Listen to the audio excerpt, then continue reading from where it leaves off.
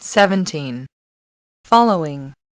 The decision a man induces others to follow him by showing deference and consideration, and by making the occasion a happy and productive one for them.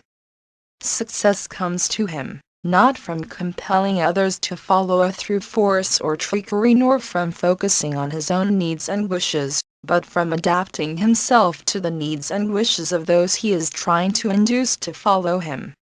It is not a leader's self-interest that attracts others, but his accommodating and satisfying the interest of others, that gives him great influence.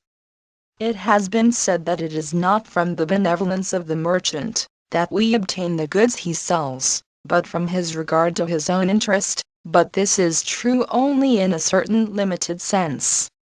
It is the merchant's ability to adapt his wares to the needs and wants of his customers that cause the latter to visit his shop. He would quickly find himself with few customers indeed, if he offered them only what he wanted, and did not adapt his offerings to what his customers needed and wanted. He who would attract others to follow him must first observe firsthand and clearly what it means to be a follower and to have interests that a leader should enable him to fulfill.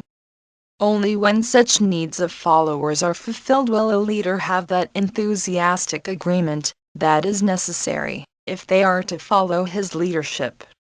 He may think that he can obtain some following by overt or hidden compulsion, and perhaps there are small numbers that will submit to such influence, but most are turned away by underhanded tactics.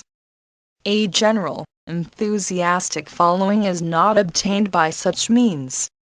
Even then, however, success comes from appealing to the needs and wants of people that are conducive to what is truly beneficial to the followers, not what appeals to their baser motives.